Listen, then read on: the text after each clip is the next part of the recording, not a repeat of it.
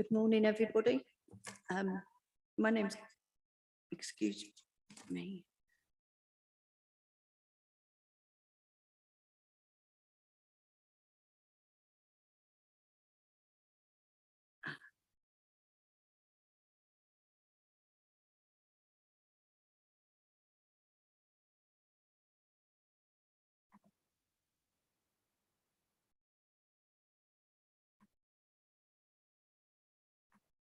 No. Sorry, I don't know why the YouTube's. It did.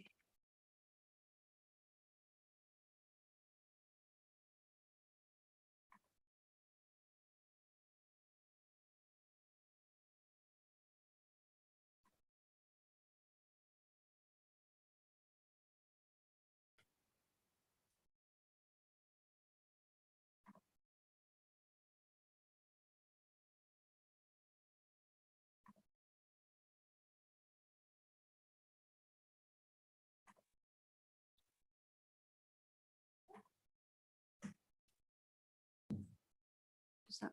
Yeah, there we are.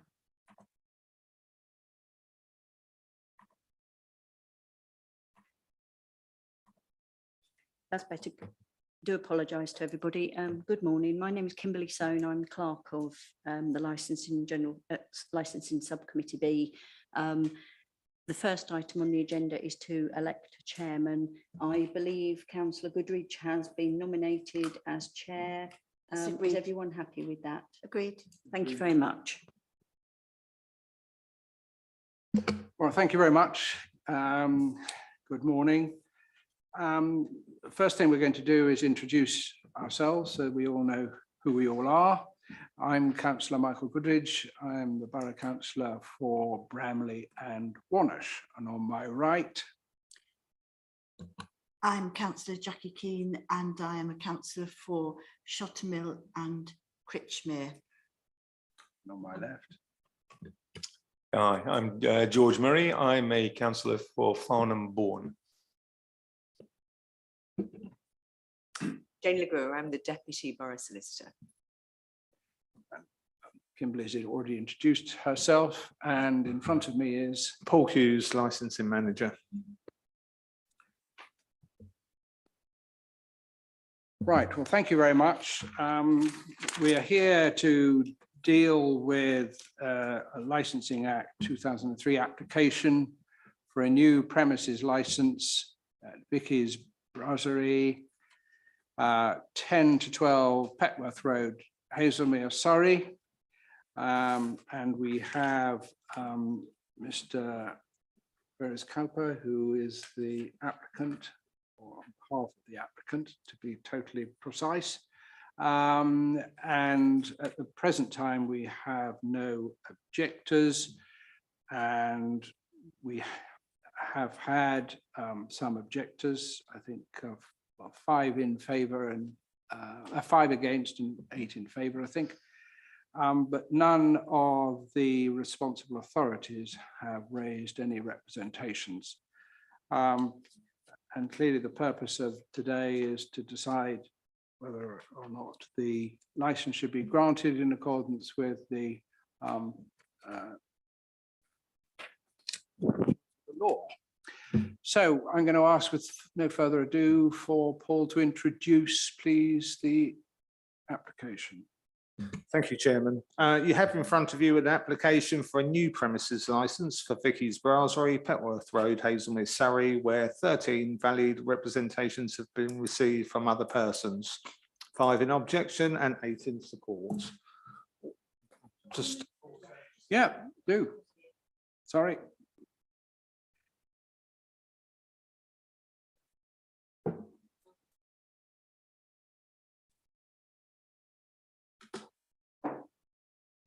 That's all right. Well, we started at past.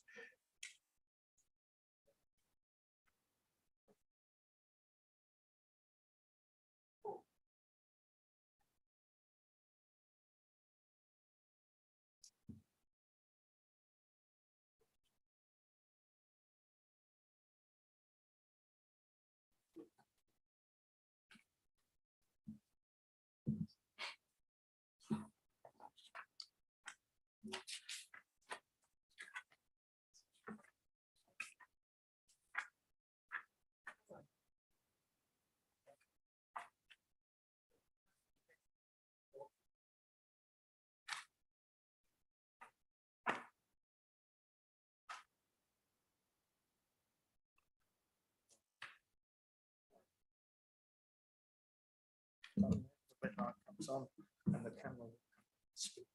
So it's important that when you finish.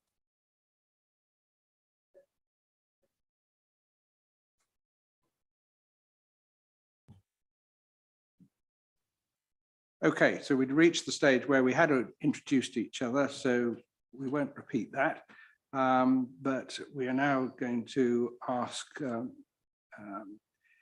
our licensing officer to introduce this application. Thank you, Chairman. I'll start again now. Please do. So you have in front of you an application for a new premises licence for Vicky's Brasserie, Petworth Road, Hazelmere, Surrey, where 13 valid representations have been received from other persons, 5 in objection and 8 in support. There have been no representations received from responsible authorities. In brief, the applicant seeks to licence the premises for regulated entertainment with regards to live music indoors only, Monday to Saturday, 1900 hours to 2100 hours, and on a Sunday from 12:30 to 1500 hours. Regulated entertainment with regard to recorded music, again indoors only, Monday to Thursday, 1800 to 2130 hours, Friday and Saturday, 1800 to 2200 hours, and Sunday 12 till 1600 hours. Again, regulated entertainment, and this is anything similar to live and recorded music. Thursday, and that's again indoors only, Thursday 1930 hours to 2100 hours, Friday and Saturday 1930 to 2200, and Sunday 12:30 to 1500.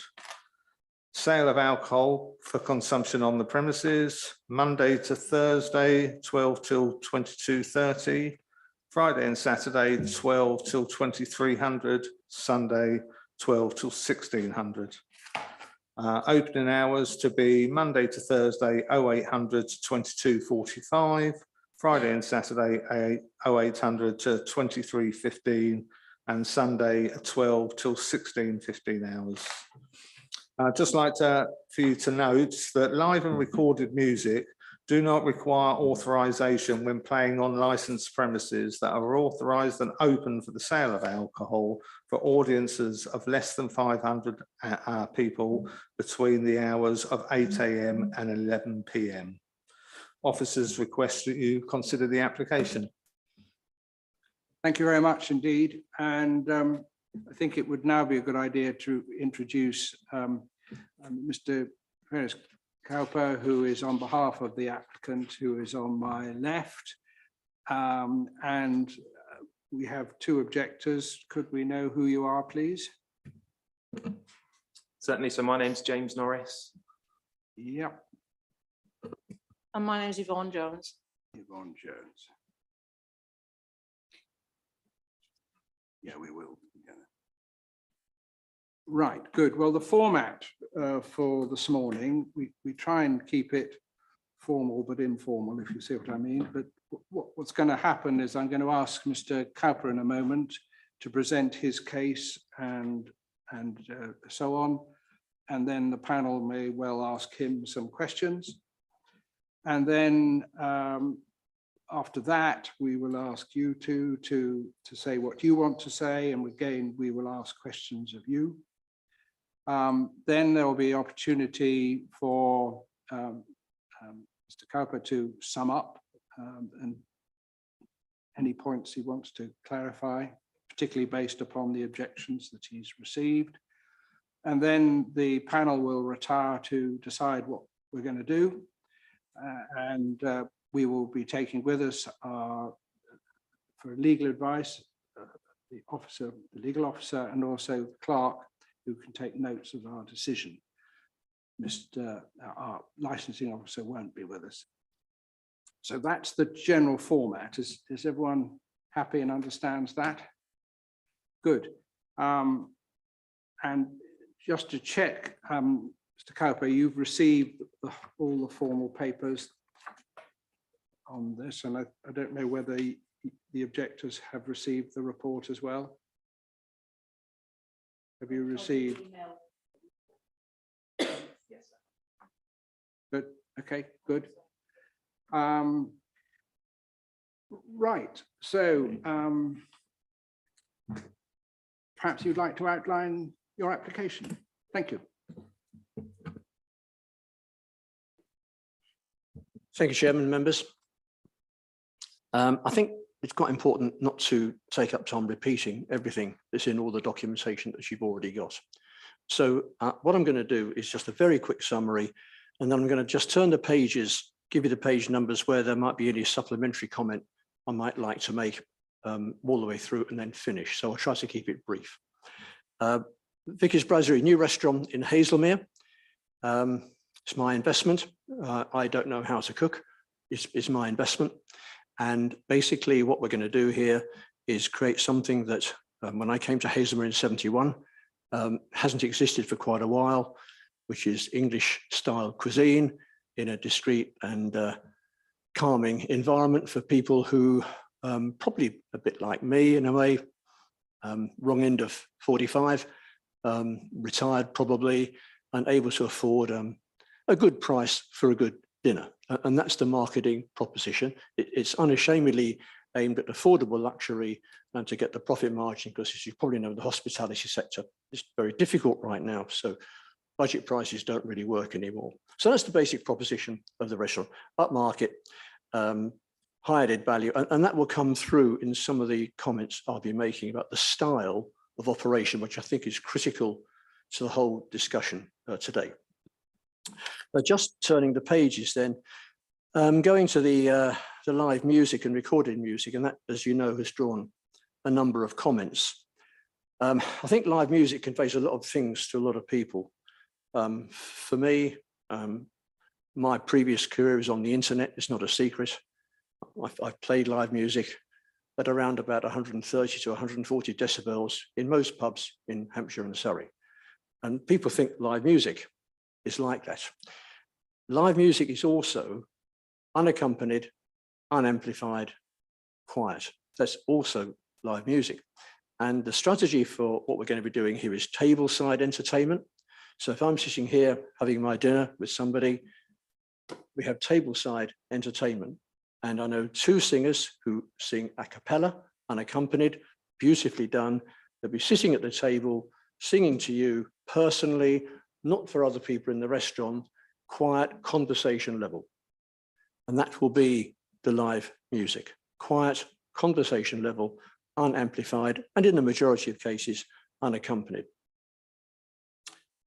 Also, just to note the hours on there, there are a couple of comments about late night into the early hours of the morning. Of course, the hours indicate that's not the case at all. Recorded music, similar style, to support the discreet and intimate atmosphere. The idea is you come in, you're having a nice meal, there's something going on in the background, doesn't stop you chatting to your dinner guest or your lunch guest.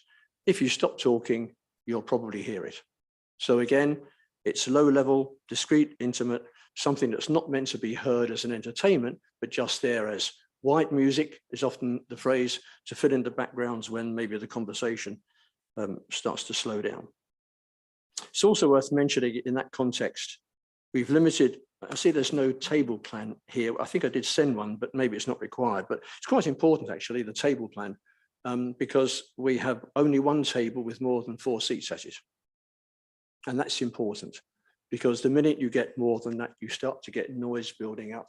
You run the risk of some raucous behavior, people unintentionally building the volume up. And that's why there's only one table in the whole of the restaurant design for 8. All the others are 4 and below.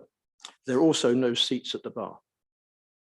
So the bar is only there for the barman or woman to assemble drinks to be taken by table staff to the tables. There will be no, you can't walk into the bar and buy a drink at the bar. That's not possible. We don't even have the facilities to do that. So all those sales will be at the table. and the bar person will simply assemble the drinks there, put the orders together, and the table staff will take to the diner's table. Table entertainment I've kind of talked about really. Supply of alcohol, just note the hours again, it's not late night. No bar stools have done all of that. Sales at the tables. Oh, no alcohol only sales after 6 p.m. So part of the protection of children, I'll be coming to that in a minute when I go through the licensing objectives, but part of that is to make sure that we can have children in for dinner because we want them. I don't particularly want children in after 8:30, A, because I have a personal view, that's not a good thing, but B, it's also not great for diners who have come in maybe for a quiet dinner. I don't want, like my children would have been, running around making a bit of a noise. So I'll be encouraging bookings with children to be 6 p.m. bookings for dinner, and there will be no alcohol only sales from that moment on. 2 reasons. One is protection of children. The other one is I also don't really want people coming in the dinner interval, buying 2 glasses of wine and sitting there for 3 hours. I want to sell a dinner. So it's in my interests to do that. Last drink sales 15 minutes before the finish time, which was on the advice of the licensing manager, because that's drinking up time. So all the last drinks will be 15 minutes before the times shown on the application. Just go into the objectives now. Discreet and intimate atmosphere I've covered. Oh, on crime and disorder, we will have, and this is since this was sent in, I've now contracted to have internal CCTV. The internal CCTV is for 2 main reasons, really. I've been advised by colleagues in the industry that it's important for the protection of staff, because if staff are abused or something unpleasant, we have video evidence that that's happened. Secondly, I've also been told by colleagues in the industry that it's not unknown for a parent or responsible person to buy some alcohol and supply it to a child in their company. And that will be captured on CCTV. And we will report that. We will take a very strong line on children's safety. In terms of the fire risk assessments and the extraction systems and various issues to do with that, Surrey Fire and Rescue have received our fire precaution strategy 2 separate occasions, had offered no comment. Building control have inspected and given me approval, and they've had the fire regulation, the fire precautions in that as well. So I think we're dealt with on that. Odour, noise abatement, the Environmental Health Department and of course Building Control have visited both of them, seen what we're doing and have approved the technology that we're implementing. Just lastly on children, the only other thing on children, which I probably should have put in the application when I first sent it in, but I didn't, but I reread the guidelines before I came this morning, is the proof of age standard system, PASS. That will be the only acceptable form of age ID that we will take into the restaurant. I have to say, when my own children were of a tricky teenage age, fake ID, it was called, circulated like currency. And I'm fully aware of those problems. So we will only go with a hologrammed PASS system. Turning now through the pages, I can skip through most of the representations. Number 1, live music. I believe I've dealt with that question, but if not, please ask me. 1A is also live music. I think I've dealt with that. 2, tricky one at times to deal with. Quite a lot of speculative remarks about fights, drunkenness, public urination, not things I often see outside a restaurant in Haslemere. So I would judge that it's speculative and not only that, but most unlikely to happen. And obviously there's no evidence. The evidence situation is quite interesting because until 2017, there was a restaurant on almost exactly the same place, right next door, number 14. It was called the Poacher's Pocket. And no representation, no evidence, and I've searched the internet as well for history. Is there any recorded incidents of any of these awful public offences in connection with the Poacher's Pocket, which was there for quite a few years, and I actually dined there myself, of course. So the evidence is kind of the other way, really, in my opinion. All the evacuation procedures, safety, those all been signed off, and I've covered that already. There are no late night activities. I've covered that off already. Small hours, I've covered that off already. So I think probably that's a skim through number 2, which I think I've covered. Live music is in number 3. We've dealt with live music. Number 4 deals with an awfully wide range of what I would have thought, your solicitor will advise me, I'm sure, what are completely irrelevant issues. I'm trying to pick out with some difficulty what is relevant. Down in under planning 1, it's not really planning, but noise, smell, increase in traffic, unsociable hours. Noise is dealt with environmental health and building control. Smell, similarly, unsociable hours, there aren't any. Increase in traffic, well, there's no car parking. There's no car parking. Only tenants have car parking spaces. So on our marketing material, social media and website, people will be directed to park in the Waverley Borough Council car parks, and if they can, on street, if there's any space on street. So I can't quite see how there's going to be an increase in traffic there. Late night parties, we've covered hours. Late night music, we've covered hours. There will be delivery vehicles, absolutely, as there were delivery vehicles when it was Threshers, when it was the toy shop, it's commercial property. So commercial properties have deliveries. Even as a charity shop, it had deliveries, a bit like the one next door, where people turn up in their car and offload their goods. So yes, there'll be deliveries. Unlike the charity shop, they won't be every day. There'll be as and when we need a food delivery. So it'll be actually less of a problem than it used to be. Turning on to what's your page 40, at the top, more noise and vibration. I've dealt with that. Point 9, unknown hours. We know the hours, they're written up very clearly. Much more repetition of all of the same things I've just discussed. So I'm not going to repeat all of those unless you'd like me to. Turning on to page 42, point 41, the smoking ban will cause customers to congregate outside. I mean, you could say they might. On the other hand, when people go out to dinner, that isn't the normal behavior of a diner coming to dinner. They would normally have their cigarette probably before they left home. You know, they may stand outside, they may not. I can't see how you can quantify that as an actual problem as such. So they may do, they may not do. It's very hard to really think of something specific to say about that. But to remember, this is not a pub. These behaviours, the one further down on 44, you know, glass containers outside the premises. This is pub behaviour. This isn't a pub. This is a restaurant where I'm selling food. It's quite important to I think, grasp the difference. Nothing really there. Number 5, live music and entertainment I've dealt with, and then the rest are supportive. So, Chairman, that's my skim through the points, trying to avoid repetition, and my opinions about the representations that you've received. And obviously, at some point, I'm very happy to answer questions about anything I've said. Thank you. Thank you very much. Can I just ask a couple of questions? We've got the plan, which is of a scale where I'm afraid my eyesight can't see some of the smaller print, but I think I can see where the lavatories are and where the kitchen area is. As you did mention about table plan, but probably we haven't got the table plan on the basis that you don't want to be have to be caught by having the tables exactly where they are on the plan. But could you tell me how many covers you aim to have?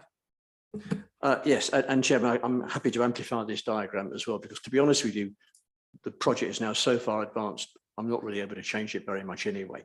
So 42 covers is what we're looking at here. Typically with this sort of square footage, you need 40 to break even. So the restaurant won't be massively profitable, but it will be enough.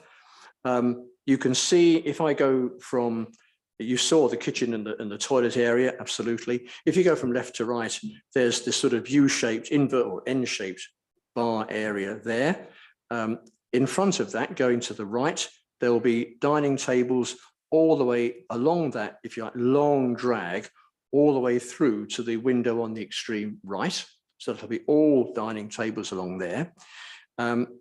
Below that, if you might take the second of the lower half of the diagram, you might say, there's a wide open space in the middle with a staircase in the top right-hand corner.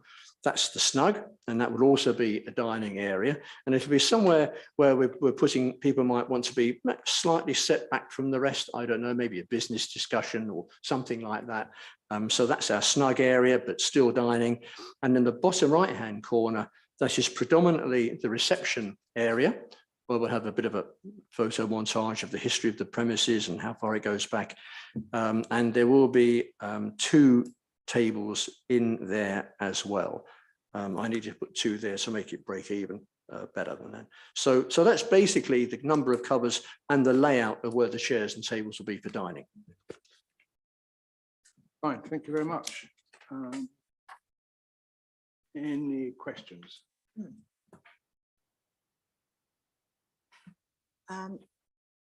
Thank you, Mr. Kelper. You've talked a lot about the music, and obviously there are concerns about the tenants that live above your restaurant.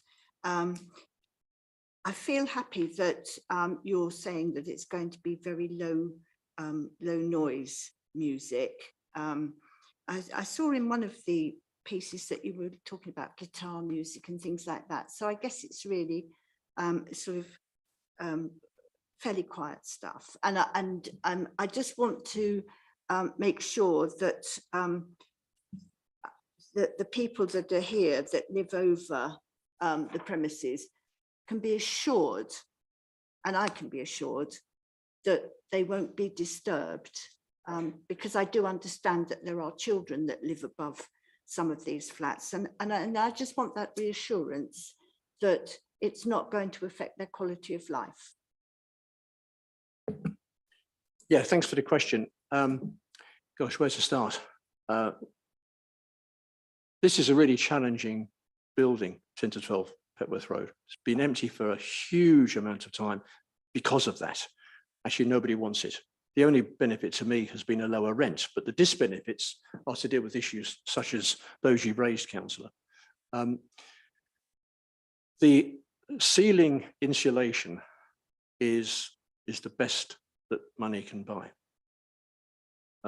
My view on spend in this building, and it's worth, I think, just digressing slightly because it gives you the ethos again behind it all. There's what I call life and death expenditure.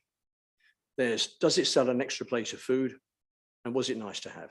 Okay, so if it's life and death, I spend whatever I have to for obvious reasons. If it sells an extra plate of food, yes, I'm happy to put in good money. If it's nice to have, I might not spend it at all. So life and death is the ceiling insulation. Clearly it is. And in fact, the council's environmental health and building control team have been fantastic, and actually Heritage have been fantastic in working with me on how we deal with these issues. So I've purchased, and it's being installed now. If you wander by, you can see it going in. It's the best you can have.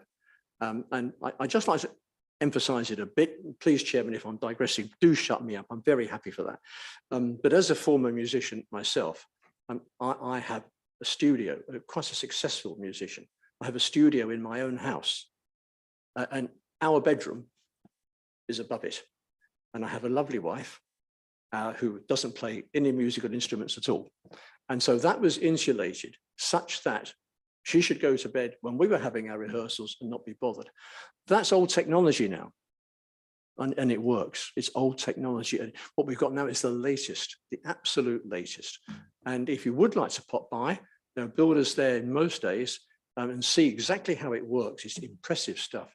So the specification is better than the relevant class of the environmental health legislation. I've just forgotten off the cuff what the class is between commercial and residential, is better than that.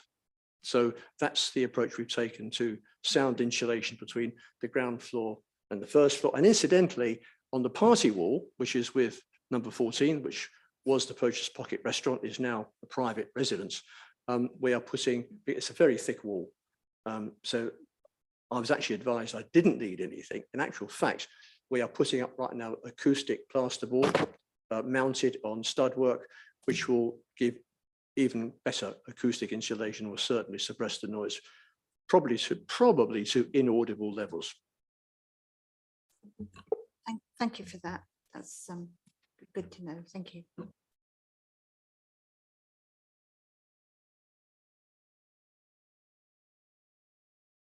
Right, well, there doesn't seem to be any further questions, so we'll now move across to the objectors. We've got, write it down somewhere.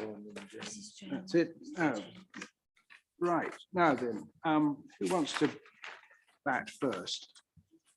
And it would be helpful because, Mr. Norris, we've got, if you're, who's going to go first, Mr. Norris or? Oh, Yvonne Jones, right.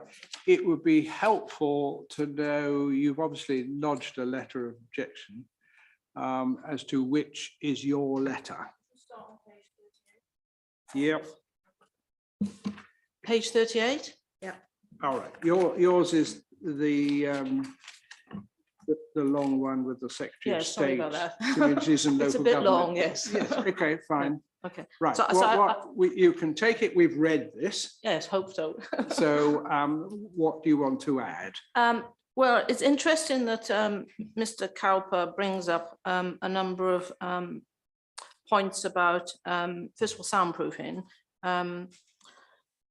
And he's also mentioned about, well, actually, I live in the former Poacher's property, Poacher's Pocket restaurant next door. So you live at wall- number I'm on- 14? I live at number 14. I'm on the adjoining wall to the restaurant Right, or the okay, proposed restaurant. thank you. To date, I can hear everything that's going on in that property. I Yeah. hear building work, drilling, goodness knows what going on. I am interrupted by it all day long. Now, that is a good example to me. If I can hear that noise now, what on earth is it going to be like if there's music playing in there and people, 42 people in there? That's my concern. Right, Particularly at night, because obviously I come home like all of us, go into my room. You know, I want peace and quiet in my lounge, which is that wall, which is directly, it's going to be where the bar area will be. Mhm. And it's going to be intolerable for me. okay. The other problem is I've had lots of problems already with the workmen coming into that car park. It's actually a private car park. We have constant trespass in there. The fire door exit is left constantly open. I own the car parking space. I have to constantly engage with people, blocking my entrance in and out of that car park, not just at the front, but where I park. And to be honest, I've had enough already of it. I get passive aggressive behavior, told to sworn at because of Yeah. my car parking space, which I don't think I have to tolerate, to be honest. Yeah. It's really offensive. And that's all I'm asking on this tone, saying, please, you know, can you not park in my car parking space?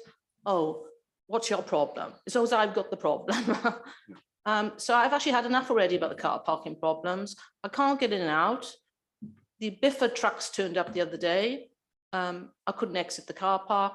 The noise is That intolerable. strictly speaking, unless I'm advised otherwise, is not a licensing consideration. It's obviously planning and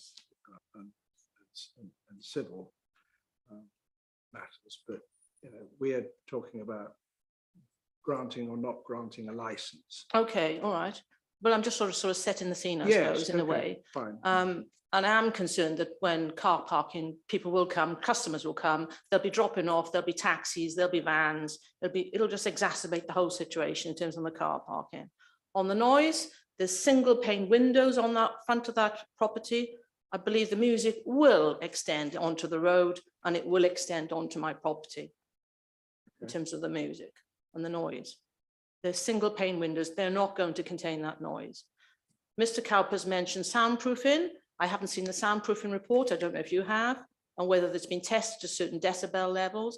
He's saying he's only going to put soundproofing on the ceiling, and he's only just mentioned slightly that he's going to do the wall. Well, I would like my wall soundproof, thank you, because I cannot tolerate that. It's going to develop the cost of the value of my property. Well, I think Mr. Cowper did say that he was insulating the wall between yourself and his property. But I'd like evidence of that, really, so that's possible. Well. Yeah. And also, he mentioned that the previous restaurant, Poacher's Property Management Restaurant, they actually did leave because of the car parking issues, because I'm actually in contact with the lady who used to own the property. And she did say they used to invite people in, they would use the car park for the restaurant. And one of the reasons she wasn't successful, she left because of the car parking issues. And so again, it all comes back to this car parking issue. That's clearly a risk that that Mr. Cowper has to take, because he's making it very clear to his customers that no car parking will be provided for his patrons. And also, I'm very concerned about music. Mr. Cowper's mentioned music. He's mentioned putting a piano in there. He's mentioned about singing. He's mentioned about having microphones. Well, if you're going to have microphones, that's going to raise the level as well. And is there going to be any amplified music? Did he say he was putting a piano in? I don't remember that. He's mentioned it to a neighbour, yes. Well, we can ask about that, but I think he was also saying there wouldn't be microphones. Well, that's not what I've been told by a neighbour, and he's got a Okay. relationship with the neighbour.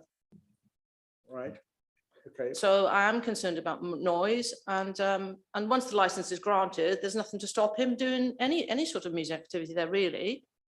Well, just to say that, of course, if we grant a license, the Environmental Health Department are at the end of a telephone if there is excessive noise. But then I've got to jump through hoops again to do that. Yeah, maybe. Okay, but just to tell you that those are your rights if it should not be as Mr. Cowper is saying it's going to be. Anything else you want to say? Not just personally, I strongly object. I think it Right. should be resisted. I think it's a quiet residential road. It's not just myself, flats, houses. It's going to affect a lot of people there. I think it's Right. going to increase the public nuisance. It's not going to decrease it. There's Okay. already public nuisance there already. Ask a question. Yes, I did. Yes, the question of the car park is absolutely nothing to do with this committee. It is a civil matter, but I would have thought that maybe a way of stopping people parking there would be to have a nice big red sign put up to say that it is a private car park and that no parking is allowed from any outs, other than residential. Put a sign up and then, it makes it very plain. As I say, there's nothing we can do about it. But hopefully you could, perhaps as residents, that's something you could talk about. I haven't seen it myself.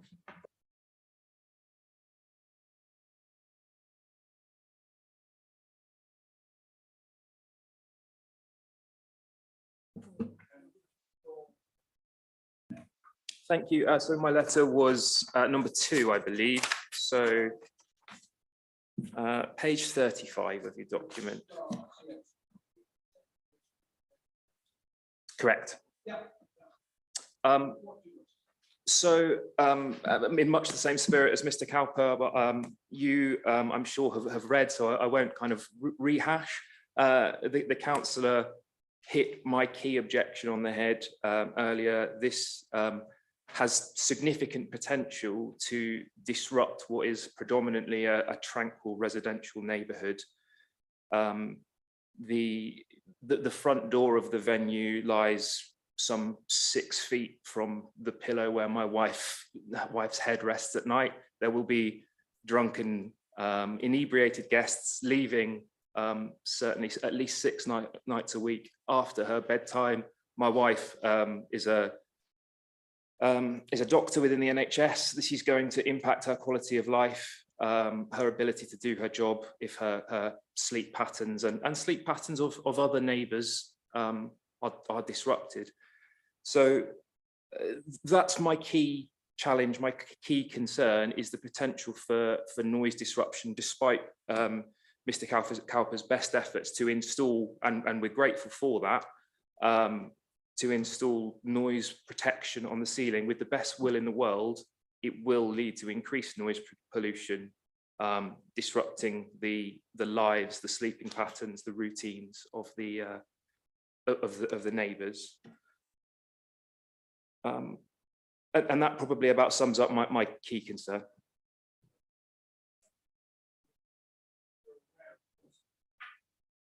You're aware, of course, of the hours that are applying for. So when you say in your letter, sleep patterns uninterrupted by noise in the small hours, that's not going to happen, is it? Not in the small hours, at least. Yeah, I mean, small hours is probably semantic and up for debate, what time you would consider that to be. Certainly there will be restaurant staff which will need to work beyond the licensing hours in order to close down the bar. So we fully expect to be disrupted until, yeah, late at night into the early hours of the morning. Okay. Yeah. So, yeah, I think a colleague has a question. You mentioned drunkenness and, you know, people rowdy and noisy. Mr. Cowper,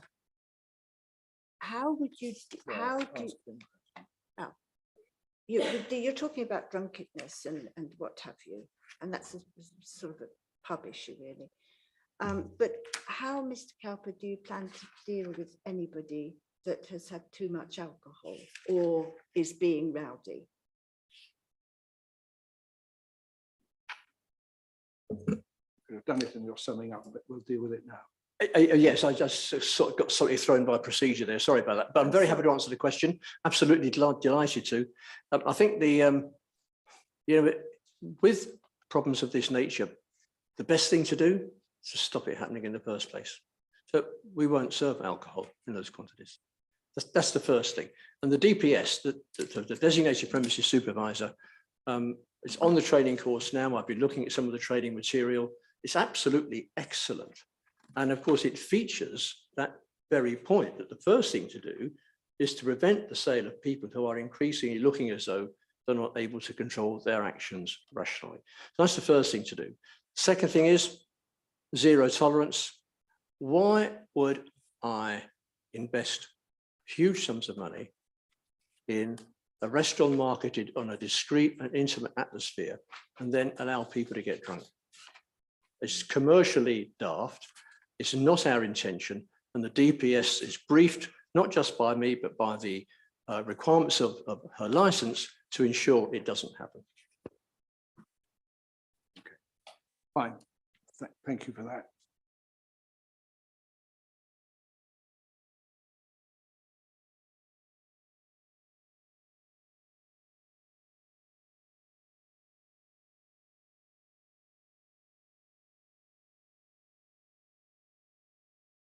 Right, the next step really is for you, Mr. Cowper, to sum up and deal with any of the points particularly raised by the objectors and anything else you want to tell us before we retire.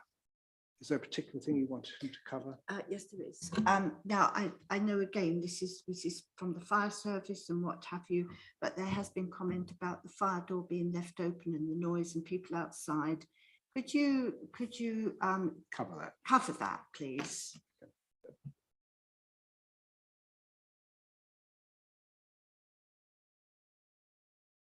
So just to make sure I've got that, Chairman, Councillor Keane, it was the fire door and I think one other thing you mentioned.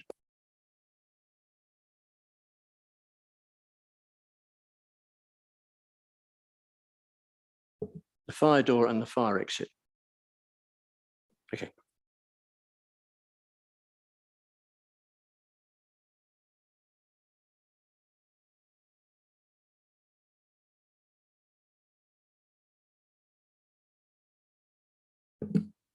I was just running through the key points. Yeah, the building work, it's flipping noisy. It's noisy, it's dirty, and it's disruptive. And if I could build a new restaurant in a grade 2 listed building without any building work, I'd love to. It's costing an enormous amount of money. So if you have your house extended, and neighbours of mine have, it's noisy, dusty and disruptive. There's not much you can do about it, except that it's for a short amount of time. The decibel level in some of that building, but if my restaurant ever got to that decibel level, we'd just shut it. We're talking conversation level, typical, all the surveys show that noise levels in restaurants with no significant music, just what I'm talking about, around about 85 decibels. We've actually had to have one of these drills that goes through concrete, and that runs up at greater than rock and roll standards. So yes, it's been very noisy. I don't think you can really assess restaurant conversation noise level in the same bracket as full-on building work. I just don't think that's a reasonable thing to do. So yes, of course, neighbours can hear the building work. Of course they can. I know that.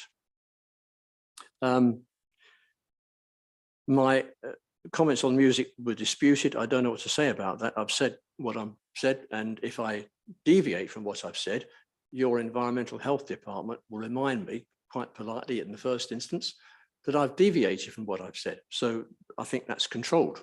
That statement I've made is controlled by the local authority. Haven't seen anything about the specification of noise and odour. Well, the council has had my noise and odour reduction strategy. Environmental health have been over it. They visited, building control have had it. They visited. When both of them made their visits, the upgraded specification was on site for them to examine, and they both said it's fine, fit for purpose, and should be successful. So I have done all of that. Car parking, yeah. Again, we will do everything in our power to say to people, you can't park here. There are two other restaurants in Hazelmere that have no on-site car parking for the restaurant. One, which people don't realize always, is the Copper Club. That has only on-site parking for hotel guests. MoMA is the same. I haven't quite worked out where Dilly's is parking yet. I haven't been around there yet to have a look.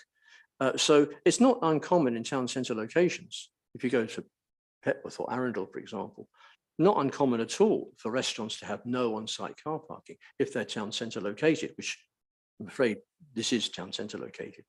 Petworth Road, that part is part of the town centre with the retail community there. And people will be told you can't park there. And to be honest with you, if you want to turn up for dinner at 7:30, are you really going to take a chance on trying to find a space in a car park that's always full? I can't see that diners' behaviour would be compatible with that. So it just seems, it's a speculative remark. So I'm countering it with a speculative remark. I just don't see it's going to happen. So we will invest plenty. We may, I don't know yet, we may do a Waitrose thing. Although I think actually after 6, the central car park is free. So people have no reason to not park there other than a 90-second walk. That's all the penalty they'll pay. I haven't got any plans to put microphones or any, I don't know where that came from, or any device of that nature at all. None. I have no idea where that came from. Piano, we may put an in-op piano. You can buy them off the internet for nothing. You can buy an inoperative piano off the internet for nothing, just for appearance's sake. We may not, because it's actually taking 2 table spaces. So, but it will be inoperative. And anybody can lift the lid and prove to themselves it's inoperative. It will be for decoration, like the grandfather clock we're going to buy. Probably will be inoperative because a real functioning one is so expensive. Car park. Let's talk a bit about the car park. So I'm really keen. I'm glad to have the opportunity to address that one, because this car park, if you don't know it, is a living hell. It is awful, awful. I think at the last count, I've had my solicitors crawling all over it. The last count, I think there are 6 different landowners in one car park. Well, you can imagine what a mess that is. And although I don't know every single neighbour above or to the side, I know a lot. I know 7, and we've been sharing our deeds with each other.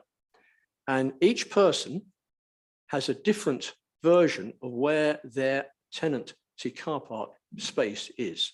So the lawyers over many, many years have drawn all these up completely wrongly. So everybody's fighting everybody for, that's my space. No, it's not, it's my space. And this actually happens. And I've seen it and I've been there. So when we're up and running, we expect to make profit from day one. We expect to make profit from day one. It's in the nature of the industry. So I've spoken to several people around the area who have spaces there or are owners of spaces there. And I've said to them that I would like to get everybody together. I will make a significant cash contribution and we will do three main things. One is we will have the thing resurfaced because it's also got gigantic potholes in it. Two, we will have them marked out. I'll be very quick because it has been raised. Two, we'll have it marked out and numbered. To be honest, the legal issues about the car park. I know it's are irrelevant, not- but I'm so not keen to matter- address it. I'm not, it may be, but I don't think it really All right, affects. well, can I us just one way or say, the and if we can, to put a barrier on as well with controls with a little badge inside your windscreen. So that was the car parks. I've dealt with that one. I like to do these things because we think about them all the time. The front door, yeah, there's a front door. It'll be open and closed. The hours of operation, I think, Chairman, you did mention, rather suggest that it won't be that late that it's being opened and closed. What I might do, because we're having it built, is ask the joiner to fit maybe a soft close device to the hinge so that when it's shutting it, it clicks shut, a bit like an electronic car boot these days. It just clicks shut rather than slams shut. So that's a point I'm taking away from this meeting. Late night working, I don't have the money for all those shifts, so there won't be late night bar staff working. That's another shift, and that kills the profitability of the restaurant. So that won't be happening. The fire door and the fire exit, actually, it's permissible to leave a fire door open. There's no law against that. In fact, it's actually encouraged. So the fire door will be left open. The fire exit, on the other hand, must be unobstructed. And in fact, on one of the building control visits, the fire door actually was obstructed by a neighbour, and they will come frequently to check that it is indeed unobstructed in the event that it's shut and there's a need for an emergency evacuation. Of course, to remember, there are two fire exits. One is the back door, which I've been referring to, and of course, the other one is the front door. And that's been verified by CS, sort of the preeminent fire safety consultants in the UK, as being the requirement for the property. So, Chairman, sorry to have laboured that, but I wanted to be absolutely transparent and clear in what we're trying to do here, to give you the spirit of what we're trying to do here. And I finish my summing up. Thank you very much. Well, thank you very much, Mr. Cowper. We are now going to retire, as I said we would, to make a decision, and we'll be back as soon as we can, probably a quarter of an hour, 20 minutes, I don't know, but just to give an indication. And we will be taking our legal advisor and our clerk with us. Thanks very much.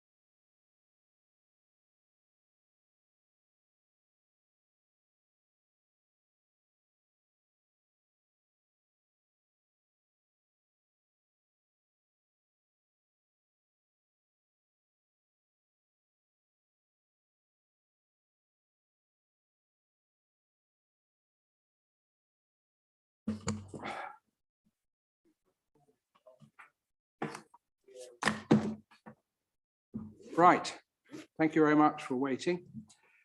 We've carefully considered the application as well as the objection letters and the evidence from the two objectors who are present.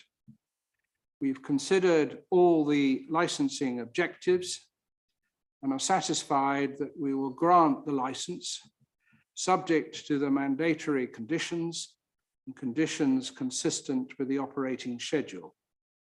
Extra conditions are deemed unnecessary. Live and recorded music does not require authorization for licensed premises for this size and the hours sought. Thank you very much.